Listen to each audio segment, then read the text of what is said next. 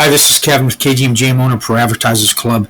Totally free site to advertise. Go to ProAdvertisersClub.com and join for free today and start advertising for free. Okay, this is day, I believe, 119. Let's go ahead and claim the daily reward.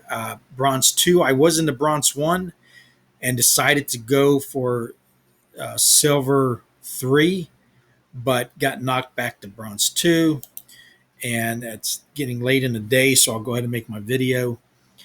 And it's been tough. I'm been watching YouTube videos to come up with ideals on how it just seems they're matching up good against me. Whatever I seem to line up, they're doing better. And I don't know who they are, but that's, you can't get any worse than this. One credit. But it's just like whenever I do adjust, it seems to do, like, I don't know if it's the algorithm, how it's figuring out. I don't know if it's that tool, Splinter's tool thing that people are claiming is cheating from. If I got it right, what they were talking about on that YouTube, Luke Plays, he had some other guest on, and they were claiming that it allows the users to line up a lineup that will percentage-wise beat the lineup they're playing against. I don't know how that works. I haven't tried it out yet. But they said it was cheating. And I don't know if that's what's going on, because something in the last 2 seasons have changed as far as you're having to play a lot. Like, I've got about 3 hours into this today. I don't got that kind of time. And I can't put any more time into it. It's pretty much, by the time I get done with the video, it's going to be 4 hours. And but you just always seem to be outmaneuvered on whatever lineup you make. And so I don't know if that's it. I haven't been able to figure out. But another strategy I'm going to try tonight, and I'll let you know tomorrow how it works, is like for 21 mana, this is the lineup that beat this pretty powerful lineup that I got. And in fact, let's go take a look at the battle. We'll take a look at it, and I'll show you what I mean. And if it wasn't happening all the time, now this is, let's look at my lineup first, okay? Second level, okay?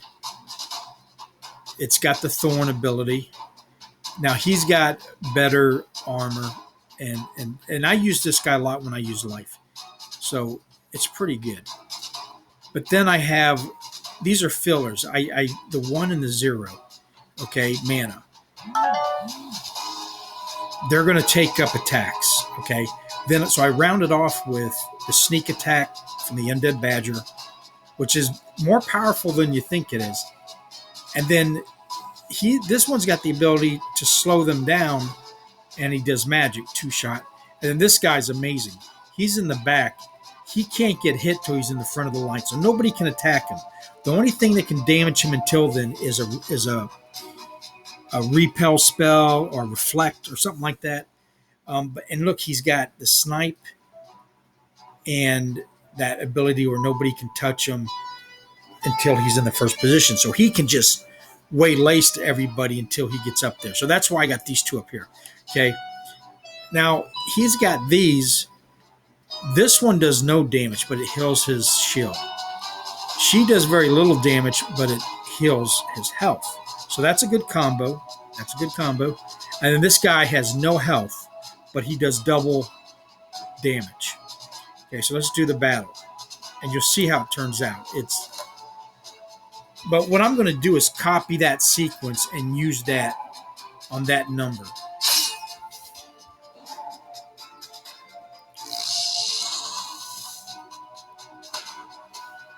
So if that's true, what's going on, this also shows you a way to do other combinations, like Sloan.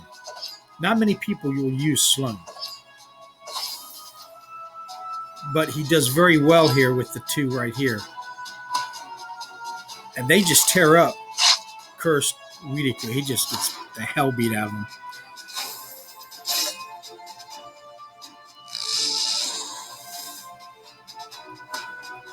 And I also suffer a lot of misses. A lot of misses.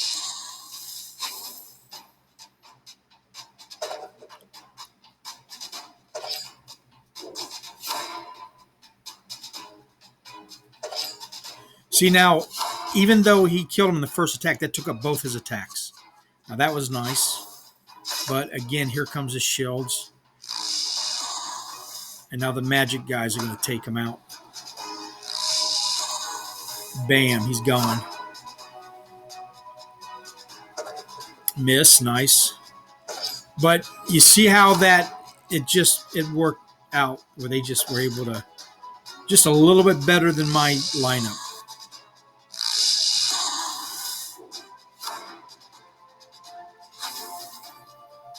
And that healing's nice. And I took him out, and then that's all she wrote. And here's another thing I don't understand. I got 4 speed. He's got 2. Why is he attacking me first? My guy should have attacked him first and took him out. And that might have been the difference in the battle. So anyway, I got a lot to learn. I know. So let's go look at my numbers right here. Okay, this is day 1. Yeah, 119. Here's the rules I'm using. Splinterlands 10,000. Not sponsored by Splinterlands. Today I put in the $10, so I'm at 714 investment, and I'll go down slow. I started filming back here on the 7th of February, and here we go. As of today, the 30th, 785 value. Now that fluctuates. It's been as high as 830 today, and as low as 750. It's just all over the place. It just depends on when I look at it, but it generally stays in medium, and it's working its way up. 133 cards, 3201 in the box, 102,760. That's a new record for me. And that's because I changed my strategy of not buying packs and buying directly from the market about a week ago. And the SPS is doing its usual, going down just enough to eat up my free dollar of SPS I get every day. And then so I'm down $20 today on the profit, but still. Today, walk away the 170 after paying off before taxes. So, and that's paying this back. So I'd have the 714 in my pocket plus an extra 170. So not bad. And I'm going to nail this, guys. Once I get this figured out, I'm going to be on fire. I'm telling you. It's just a matter of figuring out. But here's my rentals. Down from the 800 yesterday because of the new season. 223 DC a day. I'm saving up to get a new gold card. So let's close that out. See, I got 218. So that's my rentals. And we already did that. So what was it I was going to show? Oh, what I bought. So the $10, here's what I bought yesterday. I do it a day early. Like tomorrow, I'll do it after the video because it helps me with my free SPS. But here's what I bought all yesterday with that $10 and my rental. Because don't forget, I had 800, almost 900 in rentals. So April 29th, I bought the Pellico Deceiver, the Bandit, bunch of reward cards, pretty much all gold, and just because of the cheapest. Because I'm more interested in my investment. And I should be buying more power. I think I got powerful enough cards enough. I think I just got to figure out the proper sequence to put them in, is what I'm getting at. But boom, boom. Let's see, 29th. Where is it at? Hold on. Did I put market history? And I want to put what I bought. Purchase. That's what I want to see. Okay. And I thought I bought way more than that. Oh, no, because I bought. Okay, here's what I bought. 429. Let's go down here to the bottom of it. Okay, right there. And I bought this guy right here. Wait, hold on. Why is this set up different? Hold on. I got to. Okay, this, for some reason, this looks different, and they must have updated it, and I didn't realize it. But anyway, let's go to the bottom here, 29th. There it is. So gold. How many did I got? Two of those. See, this is kind of harder to read than the way it was the last time. But I did buy a, right here, $4.26. So there's half of the $5 right there. And then oh yeah, look at all these gold. 1, 2, 3, 4, 5, 6, 7, 8, 9, 10, 11, 12, 13, 14. And actually, yeah, this was already in a box. Okay, it was already 6th level, and whatever that the amount of gold was in that. So that's all the gold I got out of that $10. That's huge because they're so cheap right now. And then I used up the rest on putting together. So let's go look right here, and I'll show you how I'm running this out. But it's a strategy, okay? A rental store. I'm going to learn how to battle better. So because there's really at this level no more cards for the death deck that I can get that are any better. Rented out. Okay, let's go look at this. So these are all the cards I got rented out right now, and the gold. So this is my rental store. This is what is I'm building up.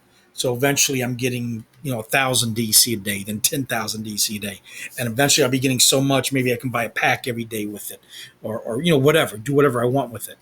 DC I will always reinvest. I don't see a future for DC. I'm not a pro at it. This is not financial advice. Listen to me at your own risk. It's for entertainment purposes only. Please like and subscribe. Join the links below. But the DC, I see the SPS the future. That's why I'm saving all of it. But the DC, I just totally reinvest. I don't accumulate. Now, it does help you with your SPS drop, but I'd rather be buying cards with it. But see how they're all maxed out? Except, now this guy pulled out of one of the first packs I opened. I bought, when I first joined, I bought 25 packs. No potions. Pulled this guy. Have never pulled a legendary gold since. And I've sold some legendaries, quite a few to be in fact. And then here's my goal. So I got 2, 4, 5 maxed out gold cards, and those are all common, and they're all rewards.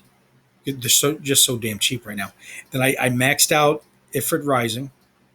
Okay, that's the foil, and then I maxed out this guy, Zyvax Vul. Now I don't use either one in battle, even though he's pretty badass. I should.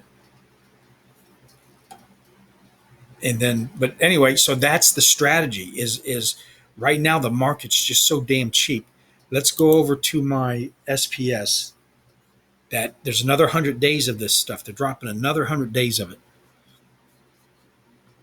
and that's up to 777. I've gotten 0.029 since I started shooting the video. That's constantly building up. That's 25% interest as I'm staking. That's incredible. So if I end up getting $2,000 worth, I'm going to get $500 in interest over the year, which is amazing. And look at that power. That's increasing. I'm getting like 8 SPS a day now, which isn't a lot compared to other people, but it's pretty good. But anyway, so that's all I wanted to show you today. Feel good about it. I'm going in the right direction. The power, I got to get better at the battling. Got to get back up there into silver, stay there, and get into gold. If you got any questions or answers, please leave them. Love to hear from you guys. Thank you for watching, and have a nice day.